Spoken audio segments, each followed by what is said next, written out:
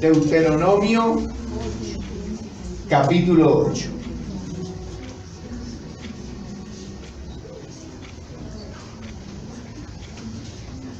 Amén. Amén.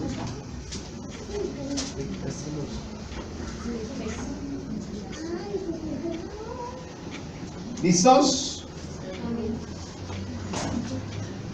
Vamos a leer ese texto bíblico que dice: cuidaréis de poner por obra todo mandamiento que yo os ordeno hoy, para que viváis y seáis multiplicados y entréis y poseáis la tierra que Jehová prometió con juramento a vuestros padres. Y te acordarás de todo el camino por donde te ha traído Jehová tu Dios estos 40 años en el desierto, para afligirte, para probarte, para saber lo que había en tu corazón, si habías de guardar o no sus mandamientos. Y te afligió y te hizo tener hambre, y te sustentó con maná, comida que no conocías tú ni tus padres la habían conocido, para hacerte saber que no solo de pan vivirá el hombre, sino que de todo lo que sale de la boca de Jehová vivirá el hombre. Tu vestido nunca se envejeció sobre ti, ni el pie se te ha hinchado en estos 40 años. Reconoce asimismo en tu corazón que como castiga el hombre a su hijo, así Jehová tu Dios te castiga.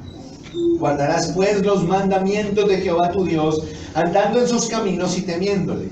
Porque Jehová tu Dios te introduce en la buena tierra, tierra de arroyos, de aguas, de fuentes y de manantiales, que brotan en vegas y montes, tierra de trigo y cebada, de vides, higueras y granados, tierra de olivos, de aceite y de miel. Tierra en la cual no comerás el pan con escasez, ni te faltará nada en ella. Tierra cuyas piedras son hierro, y de cuyos montes sacarás cobre, y comerás y te saciarás, y bendecirás a Jehová tu Dios por la buena tierra que te habrá dado. Cuídate de no olvidarte de Jehová tu Dios, para cumplir sus mandamientos, sus decretos y sus estatutos que yo te ordeno hoy. No suceda que comas y te sacies y edifiques buenas casas en que habites, y tus vacas y tus ovejas aumenten, y la plata y el oro se te multipliquen, y todo lo que tengas se aumente, y se enorgullezca tu corazón, y te olvides que Jehová tu Dios, que te sacó de tierra de Egipto, de casa de servidumbre, que te hizo caminar por un desierto grande y espantoso, lleno de serpientes ardientes y de escorpiones, y de sed donde no había agua, y él te sacó agua de la roca del pedernal. Que te sustentó con maná en el desierto, comida que tus padres no habían conocido, afligiéndote y probándote para la postre hacerte bien. No digas pues en tu corazón: mi poder y la fuerza de mi mano me han traído esta riqueza. Sino acuérdate de Jehová tu Dios, porque Él te da el poder para hacer las riquezas, a fin de confirmar su pacto que juró a tus padres, como en este día. Mas si llegas a olvidarte de Jehová tu Dios, y andas en pos de dioses ajenos, y les das culto, y ante ellos te inclinas, yo lo afirmo hoy contra vosotros, que de cierto pereceréis. Como las naciones que Jehová destruirá delante de vosotros, así pereceréis, por cuanto no habréis atendido a la voz de Jehová vuestro Dios. Amén, oremos. Padre, bendice tu palabra el día de hoy. Cada uno de nosotros pasamos pruebas, dificultades, pasamos muchas situaciones en nuestra vida. Que la palabra que hoy escuchemos sea aliento, sea esclarecedora, nos abra los ojos, nos consuele, Señor, y nos dé sentido, y le dé sentido a las tribulaciones que pasamos, a las dificultades que pasamos. Padre, en el nombre de Jesús, te damos muchas gracias a ti. Amén y amén. Tomen asiento, hermanos, tengan la bondad.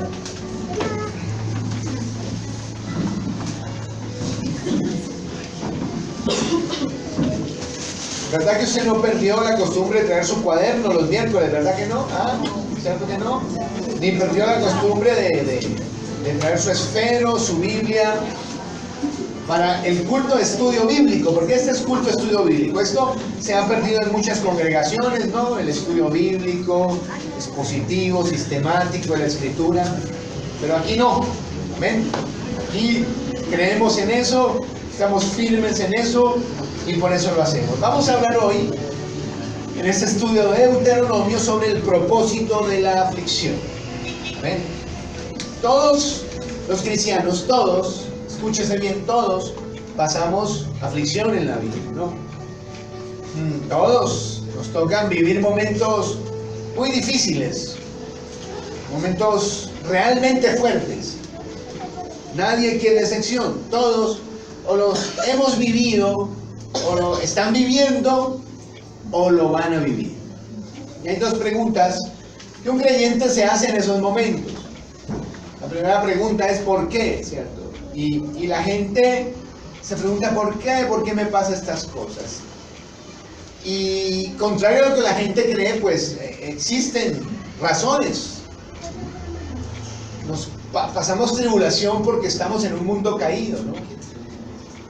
Vivimos en el mundo, ¿cierto? En relación con otras personas, en asociación con otras personas, y esa asociación hace que muchas veces tengamos que pasar aflicciones. El pecado de ellos, el mismo nuestro, hace que tengamos que pasar aflicciones. No olvidar que existe Satanás. Y Satanás, pues, es un agente de aflicción para el creyente. Si usted recuerda la historia de Job, se da cuenta de eso, ¿no? Muchas veces las aflicciones que vivimos, ¿cierto?, son fruto del trabajo de Satanás, la obra de Satanás contra nuestras vidas. Muchas otras veces sufrimos por nuestras imprudencias, nuestras propias imprudencias, las consecuencias de nuestros pecados. Sufrimos también, pasamos una aflicción por malas decisiones que tomamos en la vida nosotros mismos, ¿no? A veces, ¿por qué a mí? ¿Por qué a mí? Como si no hubiera una razón real, ¿no? Como si las cosas nos pasaran porque sí. Y muchas veces, yo me atrevería a decir, la mayoría de veces suceden como fruto de nuestras imprudencias, como fruto de nuestras malas decisiones. La mayoría de aflicciones que vivimos se debe a esa situación. Entonces la pregunta ¿por qué? Tiene muchas respuestas, ¿no? Creemos que no, que eso es algo como por allá, no sé, esotérico, misterioso. ¿Por qué sufrimos? Ahí están las respuestas. Por esas cosas sufrimos. Pero existe otra pregunta, ¿no? Y es ¿para qué? El por qué pregunta por las causas. El para qué pregunta por el propósito. ¿Cuál es el propósito de mis sufrimientos como creyente? ¿Cuál es el propósito de ellos? ¿Verdad? El texto, si lo leyó, se da cuenta usted, ¿no?, que nos da respuesta a esa pregunta. ¿Cuál es el propósito del sufrimiento en el creyente? ¿Para qué sufrimos? Entonces, no vamos a considerar hoy por qué, sino para qué sufrimos. El texto nos da 4 respuestas a esa pregunta, el capítulo 8. La primera respuesta que nos da es bastante inquietante para nosotros. En el verso 2 dice: y te acordarás de todo el camino por donde te ha traído Jehová tu Dios estos 40 años en el desierto. Y mira lo que viene, dice: para afligirte, para probarte, para saber lo que había en tu corazón, si habías de guardar o no sus mandamientos. Entonces, el lector cuidadoso, al leer ese verso 2, por allá algo tiene que brincarte, un timbre, porque ese verso 2 es inquietante. Ese verso 2 parece contradecir lo que hasta ahora sabemos de Dios. ¿Eh? ¿Alguien se dio cuenta?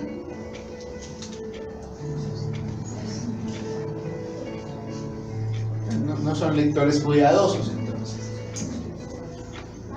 Sino para afligirte, para probarte, para saber lo que había en tu corazón. ¿Nada? No, para militares. Puede ser. Para probar. ¿Ah? Para probar. No. Para afligirte otra vez, para probarte, para saber lo que había en tu corazón. ¿Nada? ¿Nada? Ciencia, ¿verdad? Entonces uno enseguida se pregunta, no lee eso y dice, para saber lo que había en tu corazón. O sea, ¿acaso Dios no lo sabe todo? ¿Cómo así que Dios tuvo que afligirlos y probarlos, según leemos, ¿no?, para saber para descubrir lo que había en su corazón. ¿Se fija? Y luego dice, aún más, dice, verso 2 al final, si habías de guardar o no sus mandamientos. Pero ¿cómo así? ¿Acaso Dios no sabe de antemano si ellos iban a guardar o no sus mandamientos? ¿Cómo es eso de que no los prueba para saber eso? Existe una corriente teológica que se llama el teísmo abierto. Anótenlo ahí, teísmo abierto. Luego buscan Google, como se diga eso.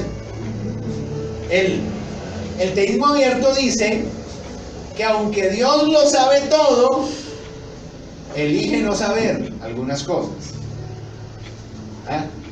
Y que entonces hay cosas que sorprenden a Dios y hay cosas que Dios tiene que descubrir. Y uno de los textos que usan para probar eso es este. Dice, mira, ahí dice que Dios no sabía lo que había en el corazón de ellos.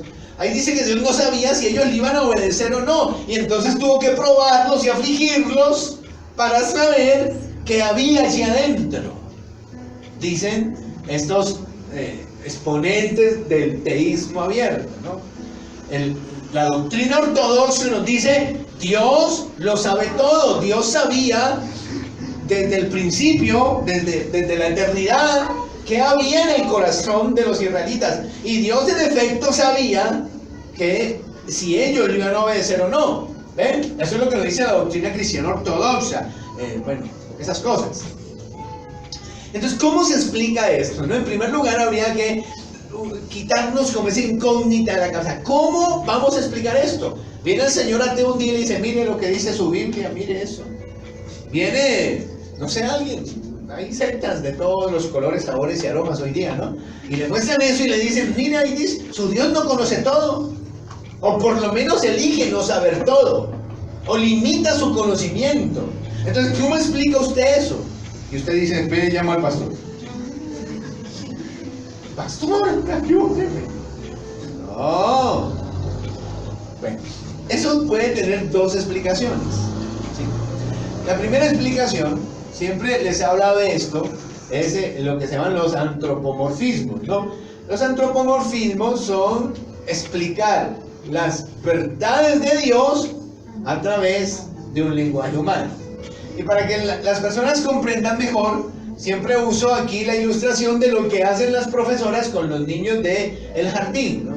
Uno no puede pararse un niño de pre-kinder, de kinder y ponerle en el tablero una fórmula química y tratar de explicarle una fórmula química, ¿no? Porque el niño queda en las mismas. ¿A qué juega? ¿Qué está diciendo? No sé qué está diciendo.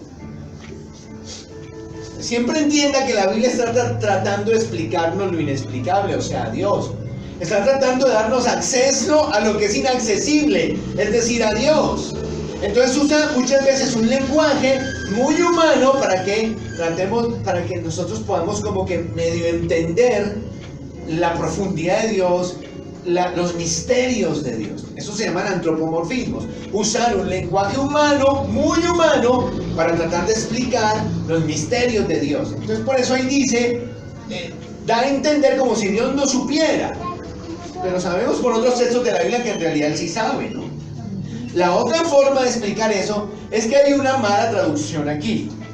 Otra Biblia, la Biblia Torres Amat, la versión Torres Amat, traduce este texto así. Por favor, preste atención a la lectura. Dice, y acuérdate de todos los caminos por donde te ha conducido el Señor Dios tuyo en el desierto por espacio de 40 años. Ahora atención, dice, con el fin de atribularte y probarte, y luego dice, para que se descubriesen las intenciones de tu ánimo, si estabas o no en guardar sus mandamientos. ¿Nota la diferencia de esta traducción?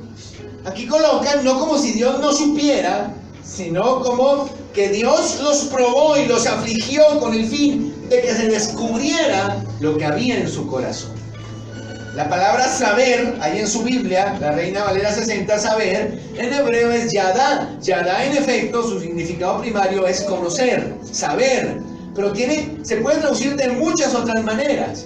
Entre ellas, descubrir. Creo que por eso estos traductores eligen traducir eso así, como si el propósito por el cual Dios afligió, el propósito por el cual Dios probó a los israelitas en el desierto, era para que se descubriese su corazón. No que Dios no supiera, sino para que se descubriese su corazón. Ellos descubrieran lo que hay en su corazón.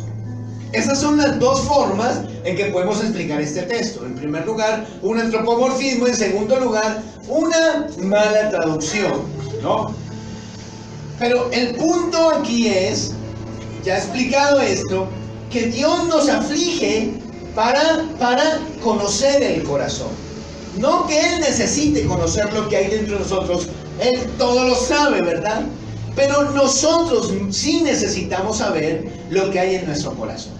Y nada mejor para saber lo que hay realmente en nuestro corazón que una aflicción de parte de Dios.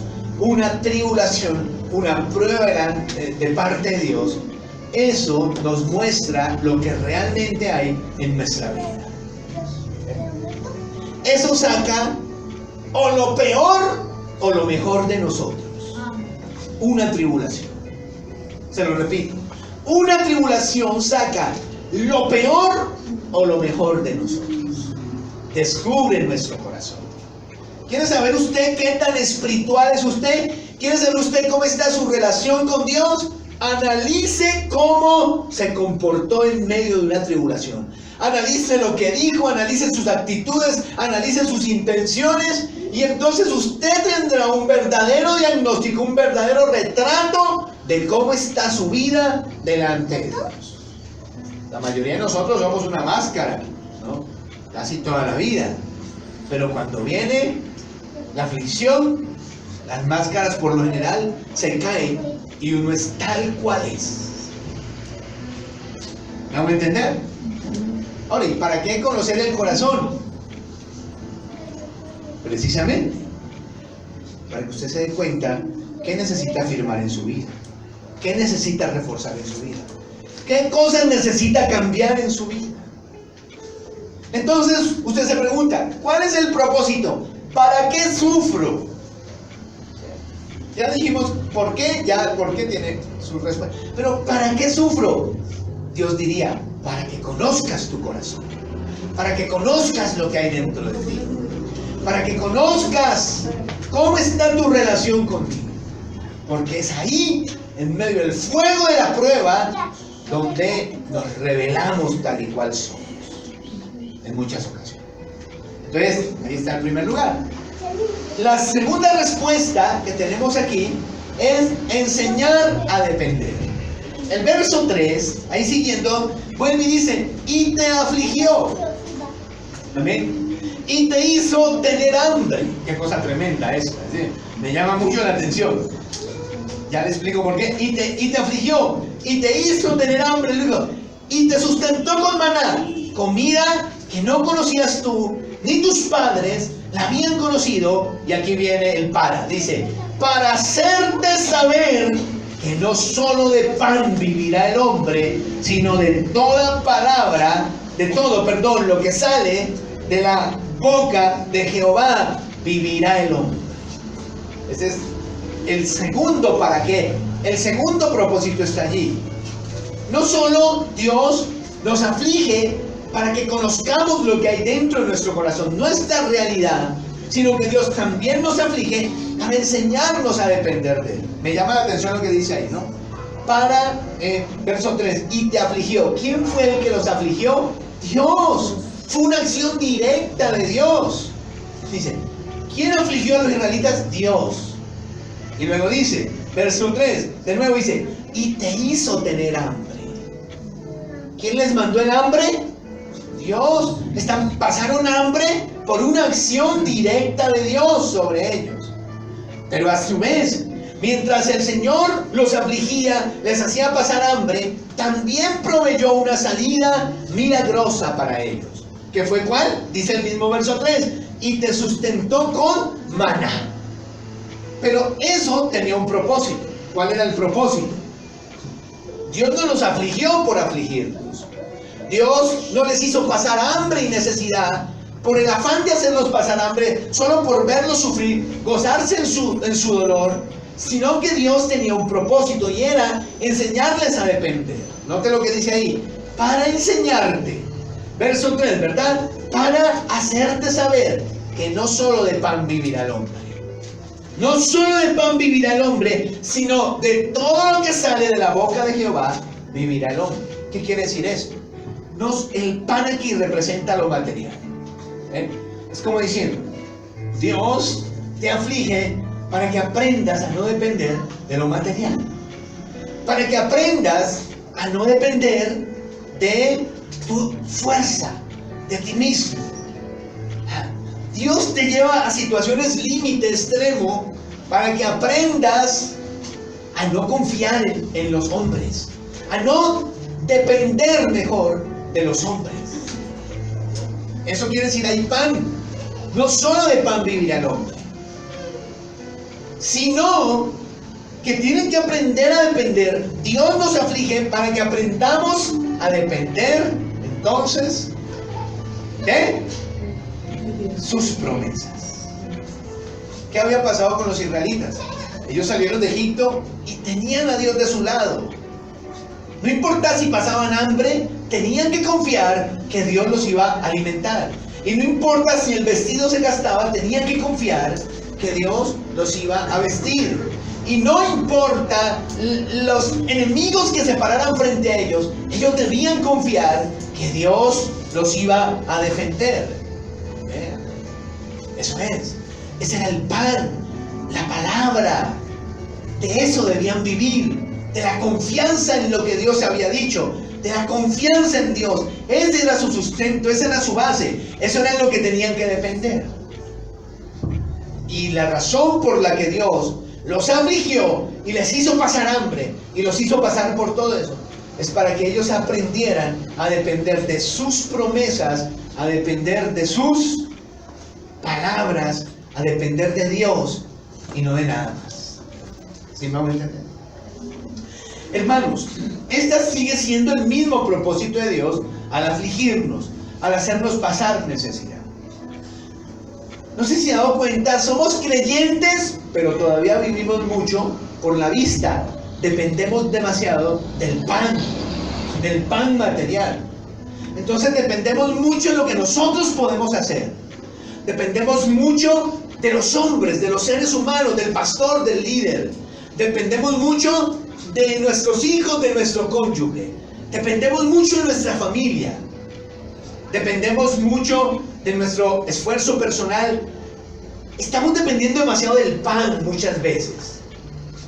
Y entonces Dios nos aflige y nos hace pasar hambre, nos lleva a límites donde todo lo que tenemos es Dios. No tenemos nada más, no hay nada más. Todo lo que tenemos es Dios. Es decir, estamos en una situación donde o confiamos o nos morimos. Es confiar o morir. Y muchos nos hemos visto en esa situación, ¿verdad? Que nos paramos, decimos, Señor, es que si tú no obras aquí, ya esto se perdió. Si tú no eres el que me fortalece, yo no sé cómo voy a pasar por esto. Si tú no eres el que me saca de esto, yo no sé cómo va a ser. Pero muchas veces para llegar a ese punto, primero tuvimos que pasar por una situación donde intentamos todo en nuestras fuerzas, donde buscamos al uno, buscamos al otro, llamamos al uno, llamamos al otro.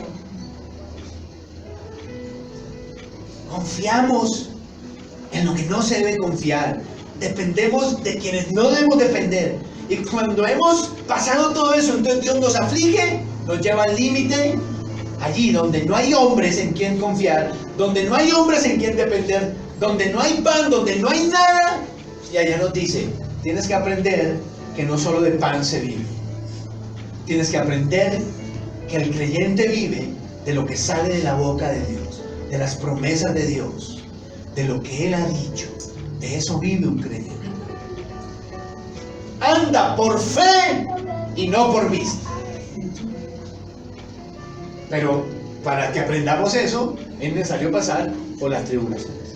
Pues yo no soy el que más fe tengo en la vida, ni soy el más esperanzado, pues.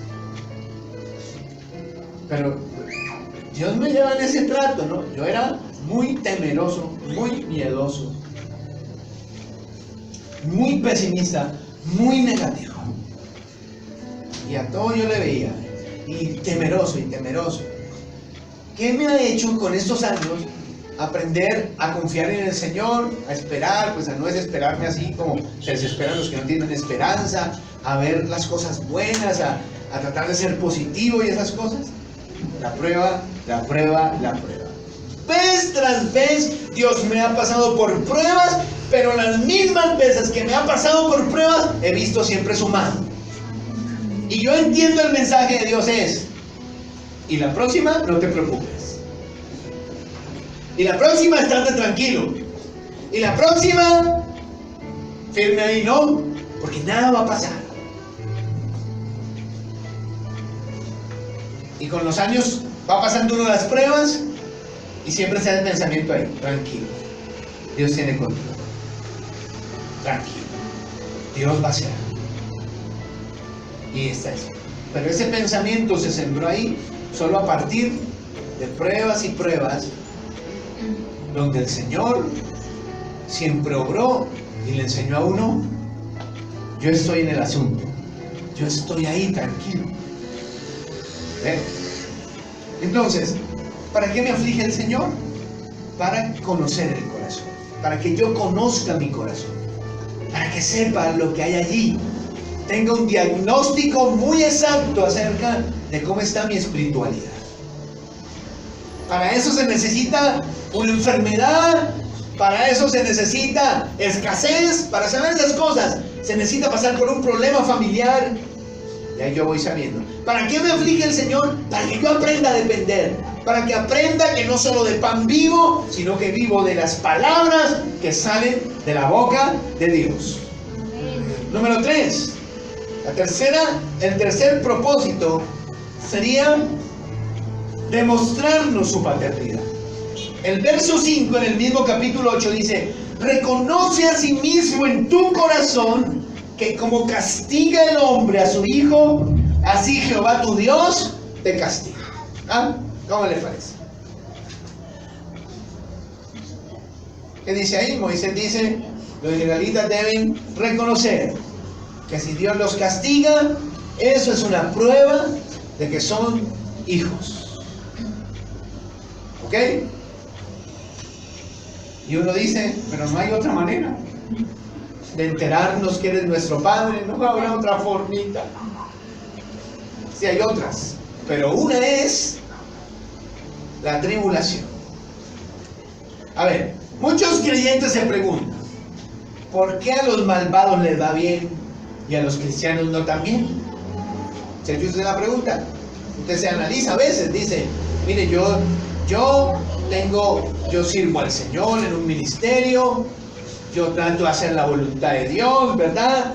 Yo trato de vivir la santidad, pero las cosas en mi vida no pasan como yo quisiera. Pero miro a mi lado un vecino, un familiar, bien fumador, bien borracho, bien fornicario, una señora bien chismosa, mentirosa, grosera, y compran mejores cosas que yo, y las cosas parecen que le salen mejor que a mí. Y los creyentes muchas veces viven cuestionados por eso. Y uno sí tiene que decirle a esos creyentes: maduren, ¿no? Hay que madurar, hay que crecer. Hay que crecer. Esa es la primera respuesta, ¿no? Hay que madurar, ¿no? Ya, eso es de los niños en la fe. La gente madura en Cristo ya ni piensa en eso. También hay que decirles que dejen la envidia, ¿no? Que no sean envidiosos, que es pecado. Esa sería la otra respuesta. Pero la tercera respuesta está en el versículo 5. Y es que los creyentes somos más afligidos, más atribulados y más probados porque somos hijos. Los que no son hijos, Dios los ha dejado. Y ahí les van las cosas, van. tranquilos, tarde o temprano tendrán su merecido. Eso sí, tranquilos. Si es por eso, tarde o temprano tendrán su merecido. Pero no sufren tal vez como sufre un cristiano. ¿Por qué? Porque no son hijos. La diferencia entre ellos y nosotros es que Él es nuestro Padre. Y como Padre nos disciplina, nos castiga. Eso hace el Señor. ¿Me estoy haciendo entender, hermano? Amén. Ahora, usted ya lo sabe, ha sido cristiano hace años. Tampoco es que esto solo sea un mar de lágrimas, ¿no? Así que tranquilícese. ¡Uy, pura tribulación ahora! ¡Uy, pura aflicción me espera en la vida! No. Usted ya sabe, ¿verdad? Se ha dado cuenta, ¿cierto? No es que esto solo sea tribulación y pruebas y aflicción. Vaya que vienen satisfacciones, bendiciones, cosas lindas de parte de Dios. Pero hay que reconocer, el creyente es más probado que alguien que no es creyente. Y una de las razones para eso es que Dios es su Padre. Y como Padre, Dios lo disciplina. Quiero que mire un momento conmigo Hebreos. Sí, por favor. Capítulo 12, el versículo 5. Que dice algo muy parecido a lo que Moisés nos dice aquí. Pablo también lo dice. Hebreos capítulo 12, verso 5. Quiero que lea con atención esos versículos. Hasta el 11 vamos a leer, que dice allí: y habéis ya olvidado la exhortación que como a hijos se os dirige, diciendo: hijo mío, no menosprecies la disciplina del Señor, ni desmayes cuando eres reprendido por Él. Dos cosas aquí, ¿no? Da por sentado, vas a ser disciplinado por Dios. Y cuando seas disciplinado por Dios, no menosprecies esa disciplina. Y mucho menos vayas a desmayar, vayas a desistir en medio de esa disciplina. ¿Cierto? Y luego dice, ¿por qué razón? Porque esa disciplina es una muestra del amor de Dios. Y usted dice, yo no veo el amor por ningún lado en una prueba. Yo no veo el amor por ningún lado en una tribulación. ¿Cómo que Dios me hace sufrir porque me ama? Puede ser que se pregunte eso. Ahora, va a verlo por qué. Verso 7. Si soportáis la disciplina, Dios os trata como a hijos. ¿Ven? Lo mismo que Moisés dice. Dios os trata como hijos. Porque ¿qué hijo es aquel a quien el Padre no disciplina? Verso 8. Pero si estáis en disciplina, de la cual todos han sido partícipes, entonces sois más tantos y no hijos. Es la prueba de que eres un hijo. Es la prueba, una de las pruebas de que Él es el Padre y tú eres su hijo, ¿verdad? ¿Qué más dice? Verso 9. Además tuvimos a nuestros padres terrenales que nos disciplinaban y los respetábamos. No nos someteremos mucho mejor al Padre de los espíritus y viviremos. Y entonces nos hacen recordar las disciplinas de nuestros padres, ¿no? Que en aquel entonces no nos parecían. Y decíamos, este viejo abusivo, esta señora, ¿qué se cree? La voy a demandar. En nuestra época no podíamos demandar a nadie, ¿no? Nos daban como violín prestado y soporte, ¿sí? Soporte. Y no entendíamos y a veces sentíamos rabia, pero hemos crecido, ¿verdad? ¿Y cuál es el pensamiento, la actitud común con respecto a eso hoy día? Los que ya hemos crecido, tenemos hijos, decimos, ¿cuánto le agradezco a mi madre que me hubiera dado con la vara de guayaba? Que me hubiera dado su riago mi mamá, ¿no? Qué bueno que mi papá me dio chancla. Decimos hoy día, hoy que podemos reconocer el valor de eso, el amor que tuvieron que tener para vernos crecer bien, para habernos visto que nos desviábamos, pero ellos tenían que hacernos venir al camino. Nos vieron robando, mintiendo, de pronto nos vieron haciendo cosas no muy sanas y tuvieron el amor y el valor de tomar la vara de guayaba y darnos. Y hoy decimos, qué bendición mis padres, qué bueno mi papá que lo hizo. Es lo que dice aquí el verso 9, dice, nos sometemos. Pensamos hoy día que es bueno, que fue bueno. Dice, si así es con los padres terrenales, ¿cuánto más con el Padre Celestial? someterse a Él en la disciplina. Soportar, tener paciencia en medio de la disciplina. No desmayar en medio de la disciplina. Estar firme ahí con el Señor. ¿Ah? Porque Él nos está demostrando su amor. Nos está demostrando que es nuestro Padre cuando nos castiga. Luego dice el 10. Pues aquellos nos disciplinaban por pocos días, como a ellos les parecía. Pero para lo que nos es provechoso, para que participemos de su santidad. ¿Lo nota? ¿Por qué la disciplina es una muestra del amor de Dios? La aflicción, ¿por qué el hecho que Dios nos aflige es una muestra de su amor? Porque en la aflicción Él nos está formando en la santidad. El propósito fundamental de Dios con nosotros no es hacernos más ricos, ni más sanos, ni más victoriosos, según el concepto del mundo. Ese no es el propósito. El propósito fundamental de Dios con nosotros en esta tierra es que nos parezcamos a su Hijo Jesucristo. Ese es el propósito. El propósito fundamental de Dios en esta tierra para nosotros es que seamos santos. Y es en el horno de fuego donde Él forja la santidad en nuestras vidas. La cosa es que uno entiende el mensaje, ¿no?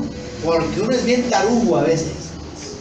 Y Dios lo prueba y trae aquí para que sea santo. Y uno no aprende. Como los exámenes del colegio. Antes, ¿no? Hoy no. Pero sí sabe cómo era antes, ¿no? Usted perdía el año.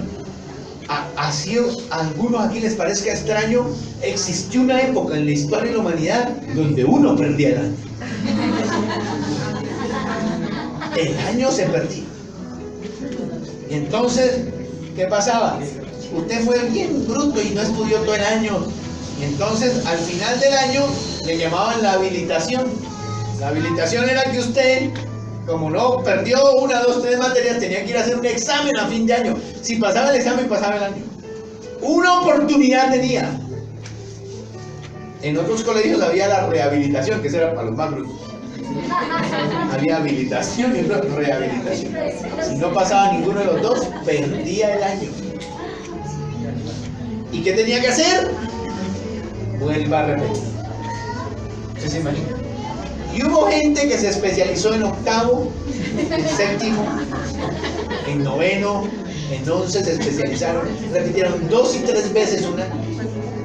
Así algunos aquí no lo puedan creer. Eso pasaba. ¿Por qué? Porque no entendían. Igual pasa aquí. El Señor dice: vas a pasar por esta aflicción para que participes de mi santidad. Y como usted no está avisado, no está entendido las cosas, nada, no pasa la prueba, responde mal a las aflicciones, no responde de manera de vida, pues allá vuelve, ¿oyó? Y luego, ¿y qué? Allá vuelve otra vez, y si no pasa, y vuelve, y así hay gente que se la pasa como corcho en remolino toda la vida. De ahí no sale, porque uno tiene que ser avisado, entender, ¿qué me vas a enseñar? El Señor dice, santidad. Y usted le pregunta, ¿y específicamente qué? Y se dice, que es ser mentiroso, que deje de ser chismoso, que deje de temer, que deje de fornicar. Eso es lo que le quiero enseñar. Que haya entendido, hasta que no salga. ¿Se fijan? La disciplina por eso es una muestra del amor de Dios. Él está haciendo que participemos de su santidad. Y luego el 11 dice, es verdad que ninguna disciplina parece al presente ser causa de gozo, sino de tristeza, pero después da fruto apacible de justicia a los que han sido ejercitados en medio de ella. De nuevo, justicia y santidad. ¿Qué debe producir en nosotros la aflicción? Santidad. Según el versículo 11, ¿qué es la aflicción para un cristiano? Un gimnasio. ¿Lo notó? Al final, cuando dice, a los que en él ya han sido, ¿qué? Ejercitados. Ahí en la disciplina donde el cristiano saca músculo, toma resistencia cardiovascular. Es ahí Dios lo forma, lo ejercita en la santidad. Y por eso la aflicción es una muestra del amor de Dios para nosotros. Usted sale de una aflicción y dice usted mismo, dice, eso pasó como si nada. Al contrario, usted mira para atrás, dice, yo salí otro de esa aflicción. Yo no era la misma persona. Yo era más santo, más maduro en Cristo. Entonces usted pasó la prueba. ¿Resto? Ahí se queda. ¿Sí o no? Primer propósito, conocer el corazón. Segundo propósito, depender de Dios. Tercer propósito, demostrar la paternidad. Y el cuarto propósito, hacernos bien. Implícitamente ya le he hablado de esto durante toda la enseñanza. Pero es que Moisés se lo puntualiza a ellos. Y en el versículo 16 de Deuteronomio 8, versículo 16 de Deuteronomio 8, lo dice. Mire, versículo 16, dice ahí, que te sustentó con maná, en el desierto comida que tus padres no habían conocido. De nuevo, afligiéndote y probándote. Y luego al final del versículo dice, para la postre hacerte bien. Ay, ahorita dije que el apóstol Pablo en Hebreos, no, ahí me equivoqué. Pablo no escribió Hebreos, o al menos no está seguro nadie de esto. Tache eso si escribió que el apóstol Pablo había escrito Hebreos. No, no escribió. Tache eso, tache. No se sabe quién es el autor. Volvamos aquí. Entonces, dice el final del versículo, para la postre, ¿qué? Hacerte bien. ¿Ha leído eso en alguna otra parte de la Biblia? No. Sí. Sí. Otra vez, o algo muy parecido al menos. Para la postre, hacerte bien, ¿no? Verso 16. Afligiéndote, probándote, para la postre, hacerte ¿qué? Bien. Se dice Moisés a los israelitas. A la final les fue mejor. Esta tribulación resultó en buenas cosas. ¿No lo ha leído en otra parte de la Biblia? Romanos, capítulo 8, versículo ¿qué? 28. Léalo, porque algunos estaban más perdidos que Adán el día de la madre, ¿cierto? Romanos 8, 28. Mírenlo, muy parecido. Ahora sí fue Pablo el que lo dice, ahora sí. Y sabemos que todas las cosas cooperan para bien de los que aman a Dios. ¿Ahí? Lo mismo, ¿lo nota? Todas las cosas cooperan para bien. Luego usted se fija que de lo que aquí está hablando es de tribulación, de problemas, de angustias. Y Pablo dice, mire, lo mismo que dice Moisés, a la postre, a la última, al fin y al cabo, toda aflicción, toda prueba que viene de Dios es para su bien. ¿No? ¿Cómo ayuda esto? Cuando uno está ahí metido en medio de dolor. ¿Cómo ayuda esto? ¿Qué esperanza dan estas palabras? ¿Qué fortaleza dan estas palabras a los que las creen? A los que no solo viven de pan.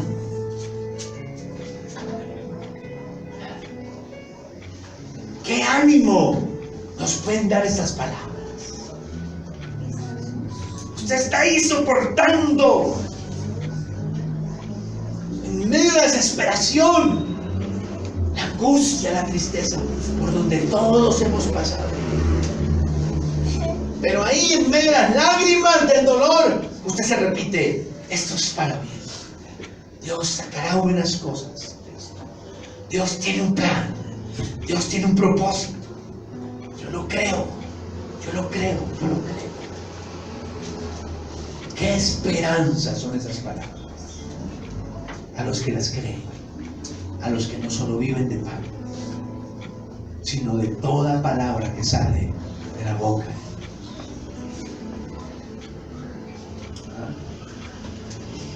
Lo digo porque para mí ha sido así. Nada más alentador en el valle de sombra y de muerte. Nada más alentador en medio de la desesperación, la frustración, el desconcierto de repetirse: Dios tiene un plan. Dios tiene un propósito. Dios tiene el control. Algo muy bueno va a salir de todo esto. Algo mejor saldrá de todo esto. En algún momento va a amanecer. Yo estaré ahí para presenciar, ver la luz, cómo llena de esperanza esas palabras. ¿Vamos a entender? Moisés se las dice a los israelitas: Dios te probó, Dios te afligió, pero al fin y al cabo fue para hacerte bien. Y Pablo le dice a los hermanos de la iglesia de Roma, a los que aman a Dios, a los que no solo viven de pan, a los que creen a las palabras de Dios, todo, absolutamente todo lo que les pase, todo lo que les suceda,